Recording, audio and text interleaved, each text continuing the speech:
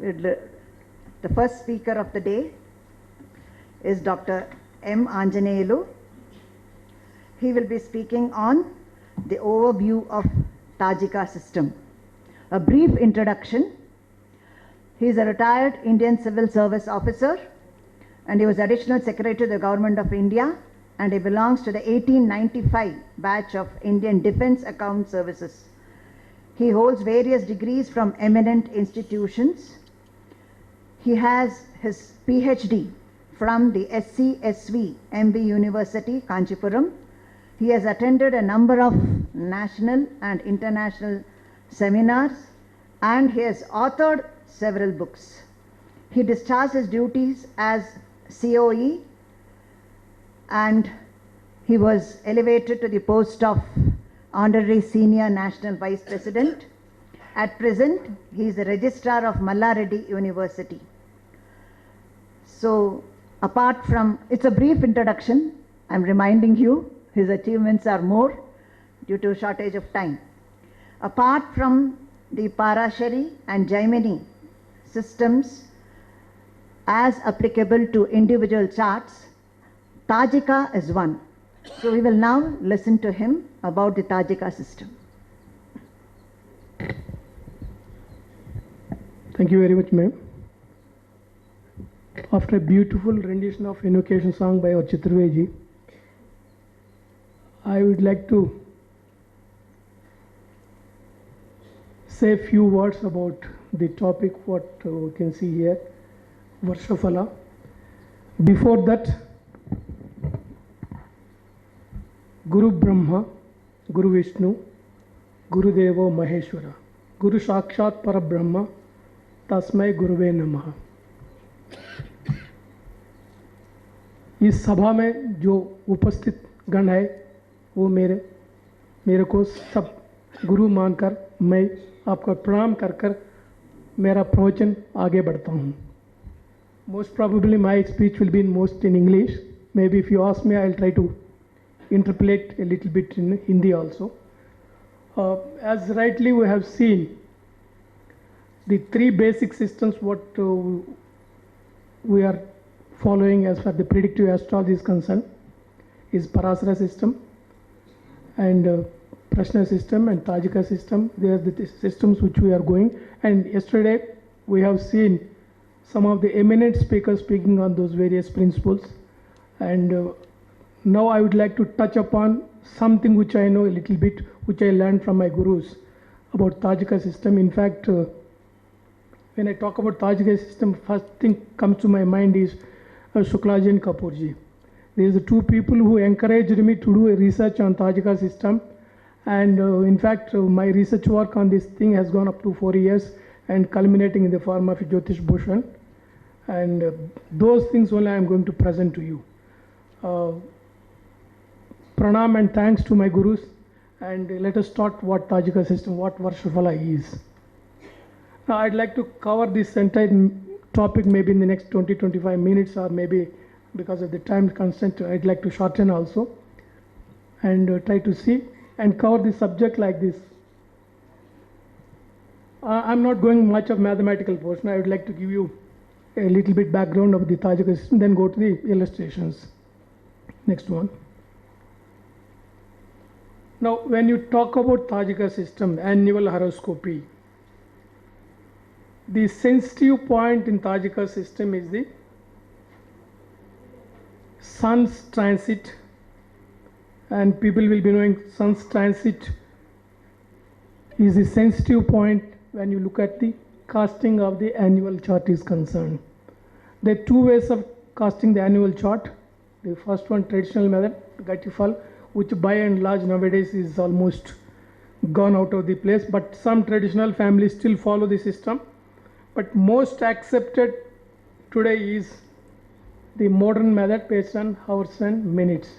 So sun's transits, sun attaining at the time of birth chart, and that particular time is taken as the starting of the annual chart. Simple, you should remember sun's transit touching at the birth chart is the time to create a chart. For example, you want to create a Prashna chart. Prashna chart means somebody raises a question, you get the time and you cast the Prashna chart. Like that in this annual chart, the creation of annual chart is very essential because that annual chart gives you complete predictive process for that year of the individual.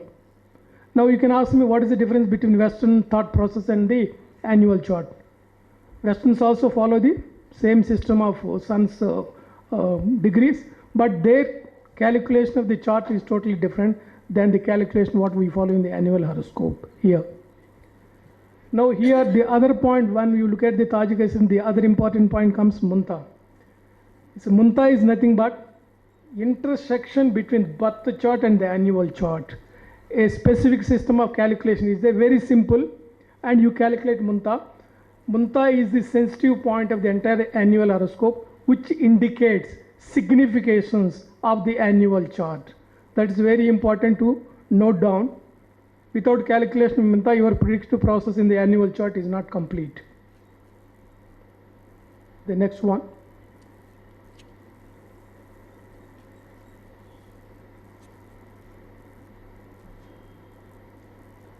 Now you can see validity of the annual chart. Validity of the annual chart is only valid for 365 days, which you calculate for yourself. Means every year you have to calculate if you are trying to predict a particular predictions with reference to that particular year. Means its validity is only 1 year. Okay, in the same thing, Prashna chart also will be the same. The next one, the aspects here, the Tajika system aspects are totally different from the Parasara aspects. Here, friendly aspects exist between 5th house and 9th house, 5th place or 9th place, semi-friendly 311, open inimical 17, 410 is a semi-inimical.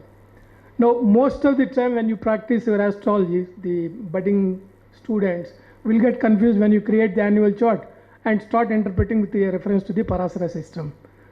Fundamentally, the initial stage, you should not apply Parasara principles when you are looking at the Tajika system.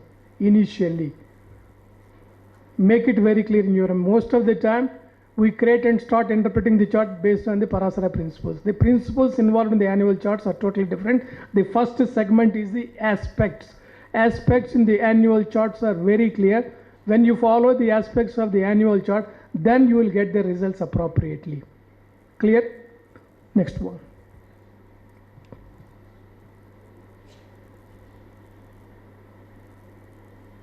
Here the relation of the planets, sex of the planets are also totally different. Sun, Mars, Jupiter are treated as male. Moon, Mercury, Saturn, Venus are female. Whereas in the Parasara system is slightly different. Okay. Next one. Very, very important thing in the annual horoscope is the status of the planets and its strength. First one is Harsha Bala, Panchavargi Bala and Dwadeshwargi Bala. These three balas has its own validity. As far as Harsha Bala is concerned, it gives you a snapshot assessment of the strength of the planets in a horoscope. Like you have Shat Balas in Parasara system. And very simple to calculate and very easy to interpret. The next one is Panchavargi Bala. Very, very important and very essential to understand and finalize the Lord of the year. And predominantly most of your predictions depends upon Panchavargiya Bala. What are the Panchavargiya Bala components? I'll come you a little later. The other one is Dwadeshwargi Bala, much more mathematical. If somebody is having a much more intensity to analyze the various planetary strength, Dwadeshwargi Bala is very useful.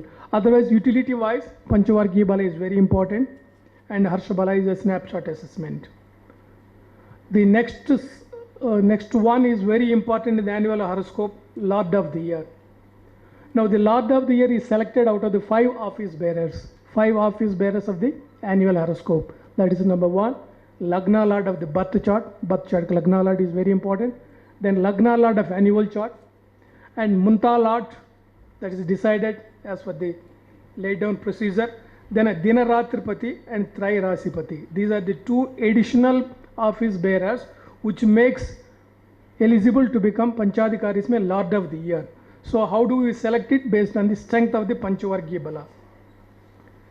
Now the very, very important concept, next one is yogas. There are 16 yogas enlisted in Tajika system. Unlike Parasara system where you have thousands of yogas, these 16 yogas, if you master completely, you will be very, very successful in your predictive process. And these 16 yogas is very simple. Very important things I have listed there: Itasala Yoga, Ikabala Yoga, Kambula Yoga, and Radha Yoga. I would like to explain two yogas here. Number one, Itasala Yoga. Itasala Yoga is the one where a fast moving planet has the capacity to take over the slow moving planet. While it is taking over the slow moving planet, it transits energy to the other planet. And if the Itasala Yoga happens in 1 degree, that is called as Purna Itasala Yoga. And when you find Purna Itasala Yoga in any annual horoscope, you can see the significations of the house where it is happening, signification of the planets where it is looking at it, and you can certainly predict with 100% accuracy of the event of the particular native in that particular year. Mark my words, it is 100%. There is no going out here. Only thing, you have to closely watch the degrees and come to the predictive conclusion. And that my entire research on this thing is on this spot only. And there is no deviation. There is 100% results you will achieve. Now, the other modification of Itasala Yoga, if it is beyond 1 degree. Beyond 1 degree means maybe 5 degrees this side, that side. This side only is more important. Okay, certainly you can able to predict that event in the native to the particular year. Okay, now when this particular Itasala Yoga, never expect Itasala Yoga always positive.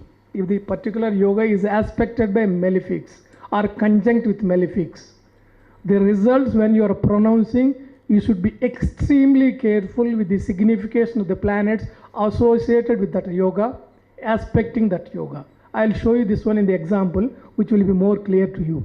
Means there are two conditions. One is 1 degree Itasala Yoga, Purna Itasala Yoga. The other one is Itasala Yoga, which is much more beyond 1 degree. Now, if it crosses 1 degree, goes against, that is a different yoga. So that will be treated in a different way. Now let us see, concentrate on Itasala Yoga. Now for adding this thing, for adding Itasala Yoga, if that particular yoga is mixed with Kambula Yoga. Kambula Yoga is nothing but moon adding its significations to Itasala Yoga. Means Itasala Yoga is already available. Adding to that Itasala Yoga, moon also joins. You can see your 100% perfect predictions on these things. There is no second thought on it, and you can experiment on any horoscope, and it will always gives you excellent results to the native in that particular year. Clear? Now other yogas I don't want to touch much upon it. You can study for yourself. Next very, very, very important point is Sahams. Sahams are the sensitive points in any horoscope by calculating or manipulation of longitudes of annual chart, munta, and appropriate lots of the houses. Now when you are looking all these things, there are more than 60 Psalms in different texts available.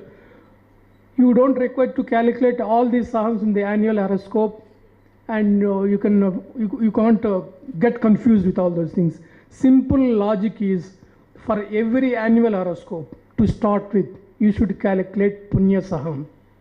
Punya Saham acts in the horoscope, completely dominate the scenario. For example, a headmaster controls a school, all his activities under his control. Like Punya Saham Lord controls the activities of the annual horoscope. Clear? Now after that, what is the Saham which you are looking at it? If you are looking Vivaha Saham, you need to look at the 7th house. If you are looking Putra Saham, look at with reference to the 5th Lord. Like that, there are so many Psalms with reference to that particular point of the age of the native, which year you are looking at the annual chart. You pick up those Psalms which are relevant to the individual. There is no need to calculate all these 70 or 60 Psalms enlisted in Tajika Shastra. Is very clear? Next one is calculation of the appropriate Psalms where you are working at it. So Punya Sam is compulsory. After that, appropriate Sam is relevant. Next one.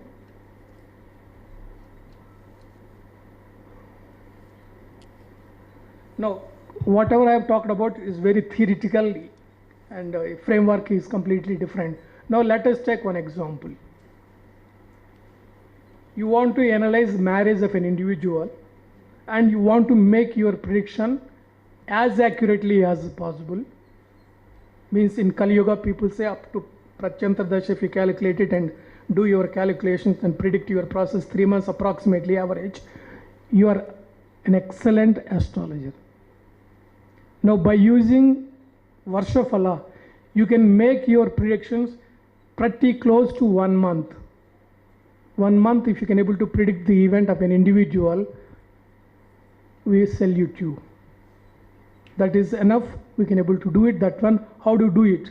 First one, when you are analyzing the annual horoscope, these are the things which you keep in your mind. First one, analyze the birth horoscope, the basic birth horoscope which has been brought before you at the time of birth. That is a mandatory number one. The reason is any energy flowing from the birth chart will be visible in the annual chart. If the energy is not available in the basic birth horoscope, the annual chart will not give the results on its own. Means you would like to decipher the basic flow of energy from the birth horoscope. That is the first one. That is mandatory requirement in the analysis. Second one is analyze the dasha sequence. Next one is, next pattern is, after analyzing the birth horoscope, you take your dasha sequence. You can take your dasha sequence, Vimshotri, Yogini, or any dasha which are your convenient. That dasha is very important. You analyze the dasha sequence. Then analyze the broad Gochara principles. Gochara principles are the transit principles which move on daily basis. So those transit principles you should take it. That is Saturn, Jupiter, Mars, and other planetary, other small planets which are moving on a daily basis. Now, by taking this into consideration, you should put your annual chart on it. The one which you have prepared, the annual chart which you are looking, you keep your annual chart on those things. If these three frames filters out to the event, that event will happen definitely. When you get a broad hint of the event, you try to analyze the annual horoscope more clearly and you get the vision on it. Now, if you don't get a vision on it, for example, marriage, you try to work out 1 year later, 1 year before. Means 3 years annual charts you should keep before you while you are analyzing a marriage event or childbirth or anything like that. Like that you should be able to analyze. Now let us take one simple example and try to see. Next one. Now a further more research into it. One, you want to make it marriage more specifically. These are the two parameters, two basic rules which you have to see. That is Punya Sam, its Lord, establish relation with 7th and 7th Lord, either from the Lagna or from Chandra Lagna of the yearly chart. That is the first fundamental principle when you are looking for the marriage. Now, Vivaha Sam, its Lord, should establish relation with the 7th Lord, either from Lagna or from Chandra Lagna. This is 100% tallies, 100% tallies without any deviation. My entire research focus on these Sahams, and these Sahams yield pretty good results for you for predictive process. And when you look at it, it gives you very close to 1 or 2 days, you can see the event of the marriage to the individual. So you can combine all these principles, come to a predictive conclusion so that your predictive conclusion is reasonably good.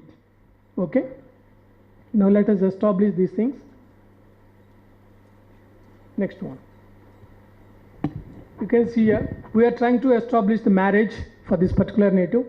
Analyze the basic chart, 7th house from Lagna, 7th house from Moon. You can see Venus and Sun also. This is a basic chart. And operating dasha is 73 to 88 is Rahu Venus. You got the basic signification. First one, whether the chart has the marriage or not. You can tell me yes or no. इसका chart में marriage का सुख है या नहीं? सुख तो है ना? सुख तो है का मतलब है broad Parasara principles have been fulfilled. Now let us see the Dasha sequence. Dasha is running at Rahu Mahadasha. In Rahu Mahadasha, Venus is running. Where is Rahu posted? Rahu is in 5th house. From Lagna it is 5th house. From Moon it is 4th house. And Antardasha is Venus. Venus is the lord of 4th house and placed in 3rd house.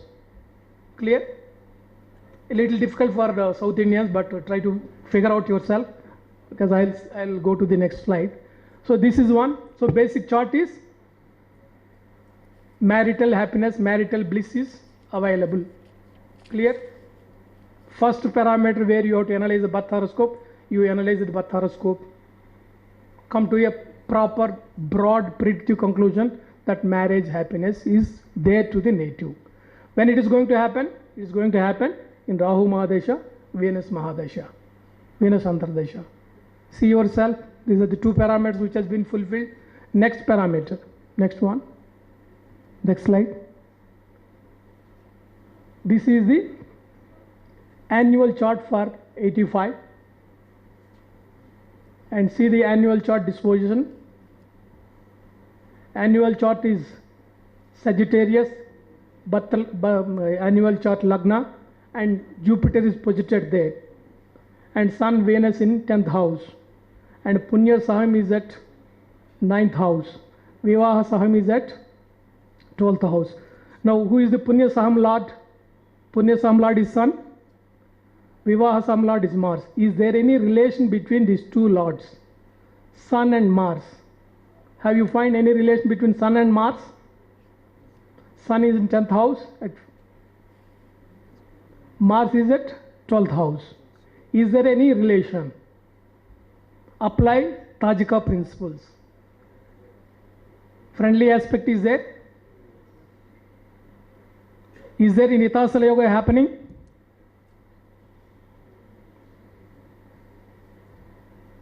In Itasala it is happening at a long distance.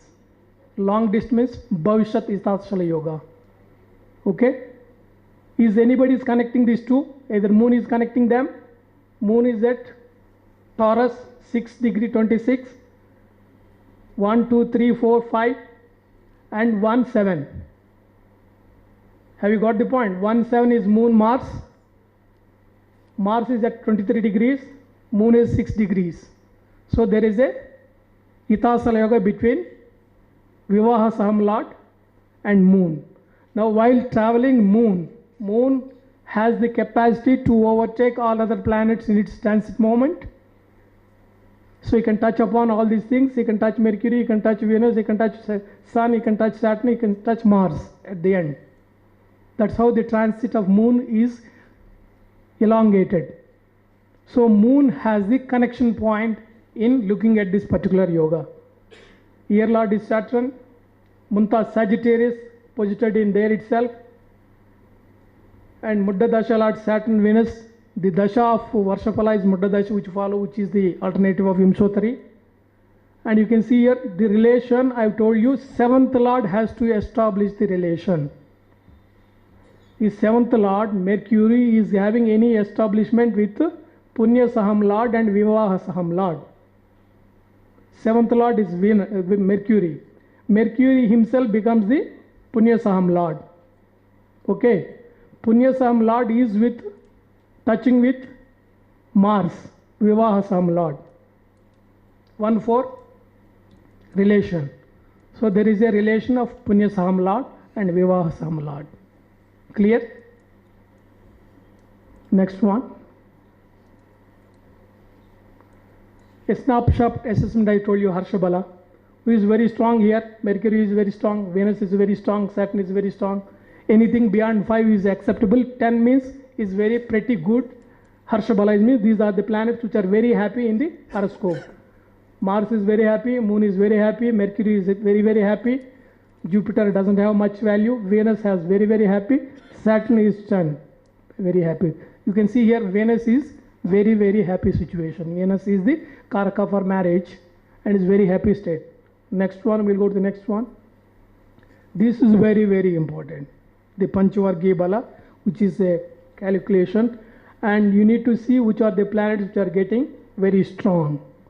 And which is the planet have the strong should aspect the annual lagna that decides the year lord.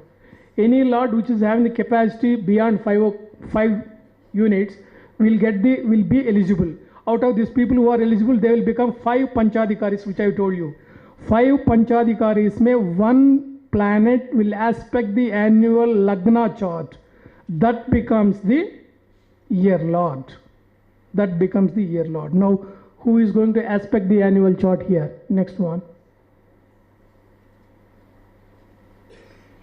Now, these are the 5 panchadikaris. Munta lord Venus 7.28, Janma Lagna Lord Venus 7.28, Varsha Lagna Lord Venus 7.28, Tri Raspati Lord Saturn 11.55, Dinarathipati Mercury 8.00. The highest point is Saturn. Like that, they are all eligible to become year lord.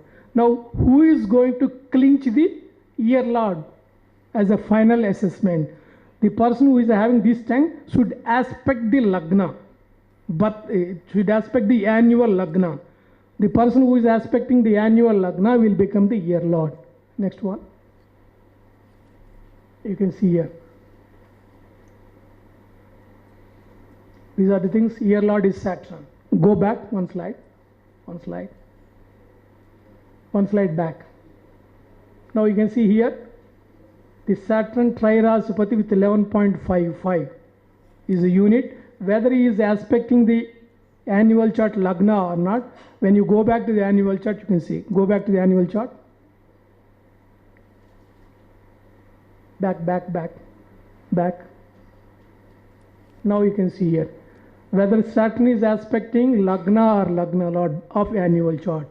Is aspecting or not? Aspecting? Hai na?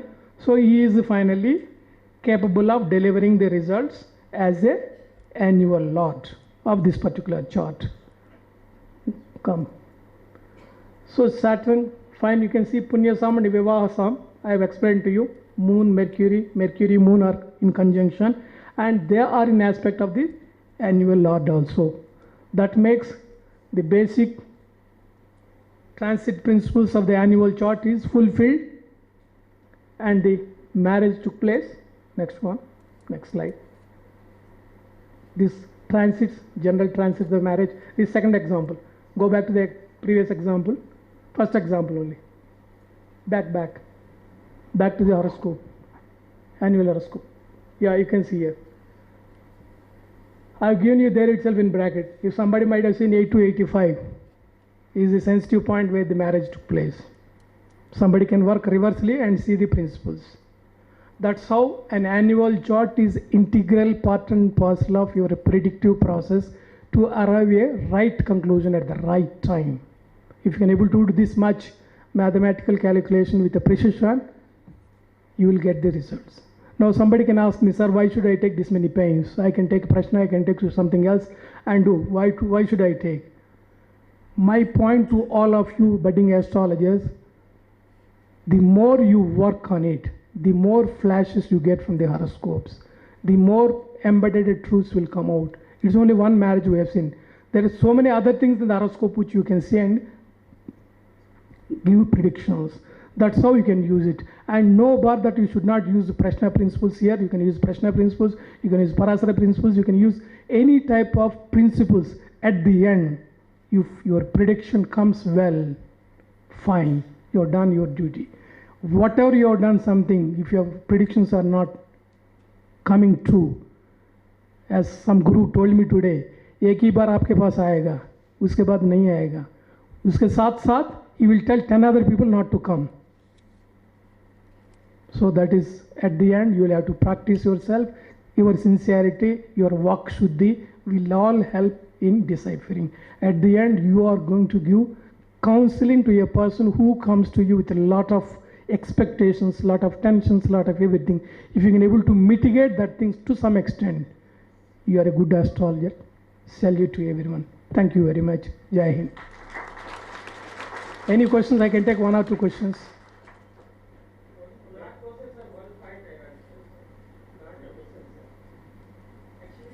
Predictive process of your basic horoscope. Then you get Dasha, Antardasha. your predictive process come to 3 years. Antardasha means 3 years maximum, 1 year also minimum. Okay, you have come to that point. Who see 3 years ka? The 2-3 years, you should be able to cast your annual horoscope, not 1 year. 1 year before of the year, next year. 3 years you can see the event. And much more microscopic, the annual horoscope, the yogas and the sahams will give you exact clue when it is going to happen in that year. If that is not available in main chart, marriage is not happening in main chart, you can't predict marriage into the annual chart. The force will be coming from there itself. The force, when it is coming from the birth chart, you should be able to pick up those sparks and try to embed it in your annual horoscope. And apply on the same thing, Prashna principles also. It exactly works. So that's why astrology always works. If astrology goes wrong, it is the astrologer who is going wrong, not the astrology, not Jyotishastra. You should remember that thing.